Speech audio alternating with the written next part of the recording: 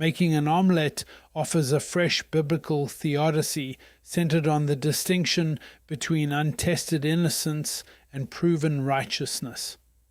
Rather than seeing evil as a design flaw God merely manages, the article argues that God sovereignly permits a world of real testing called Mesotopia, so creation can produce something far greater than naive innocence. Battle-tested, unbreakable righteousness that endures for eternity. This requires breaking some eggs. Yet God can fully undo the damage while preserving the good achieved. 1. The detective's dilemma. Drawing on Hercule Poirot's insight that catching a murderer is easier than preventing one, the essay suggests God chose the harder path, not stopping evil preemptively, but letting it run its course, and then comprehensively undoing it for a greater purpose.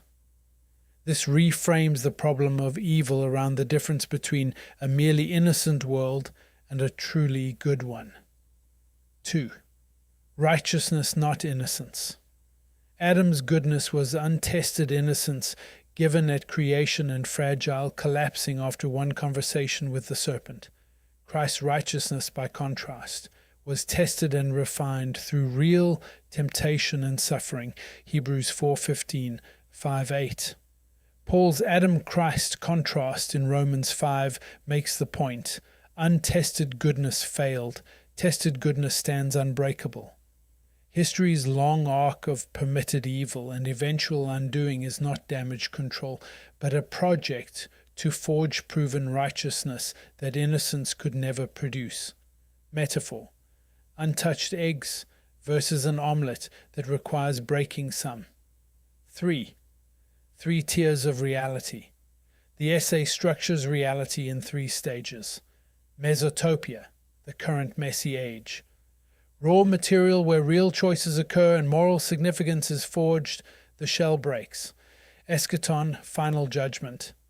The hot pan where evil is confronted, and katargio, brought to nothing, nullified as though its power never ultimately mattered. Aeon, the age to come, the finished omelet, the secure, ontologically complete purpose. Life is already hidden with Christ in God. Colossians 3:1-2. Judgment is necessary, but only the omelet explains the purpose of the eggs. 4. The chaos was already there. Genesis 1 opens with the earth formless and void, tohu wabohu, and darkness over the deep, soon tehom. This chaos pre-existed. God did not annihilate it, but ordered and bounded it. Goodness is not the absence of chaos power, but order holding it at the edge, sea as unpredictability, sterility as over-order. Even in the very good creation, Leviathan plays in the sea, Psalm 104:26. Evil's eruption is therefore not a flaw, but part of the original project. The eschaton completes what began on day 1. 5. Accountability beings. God created accountable beings, the divine council, with real authority and voice. This includes the accuser, Satan, who had legitimate standing before God, Job 1-2. Some rebelled by smuggling chaos into ordered realms, Jude 6, ultimately seeking God's throne, Isaiah 14. The rebellion was foreseeable given untested power granted to disruptive beings, yet it remained a genuine choice. 6. A foregone conclusion can still be a choice. Using Boethius, the article distinguishes simple necessity from conditional necessity. God's knowledge of the rebellion is conditional and atemporal. He sees all history in a single, timeless present, like viewing an entire painting at once. This differs from deterministic views. Luther, Edwards. Biblical predestination language is consistently positive and telic. People and creation are earmarked for glory and conformity to Christ. Romans 8:29-30, Ephesians 1:5-11. Evil is foreseen within providence, but not predestined as an end. The breaking of eggs serves the earmarked omelet. 7. The human divine counsel. The original council's failure showed untested power cannot hold, and that God alone is incorruptible. God's goal was a council of humble overcomers who reach their seats through testing, faith, and imputed righteousness. Ephesians 2:8-9.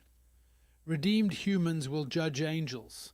1 Corinthians 6:3, and sit with Christ. Revelation 3:21. 8. The pincer and the undoing. God answers the accuser at the cross before judging him. Katargio nullifies evil so completely that its power over victims is undone. This makes full justice possible. Daniel 6 and Psalm 7 show the pattern. The instrument meant to destroy the innocent recoils on the wicked. God lets the law run its course. 9. Conclusion: not back to the garden. Restoration is not a return to Eden's innocence, but the emergence of a new creation. 2 Corinthians 5:17. Humanity that faced evil chose rightly by faith and received Christ's proven righteousness. God undoes the breaking yet keeps the omelet. What was hidden will be revealed. 1 John 3:2. Read the whole article by Alan R. Jones on the Mesotopia.net link below.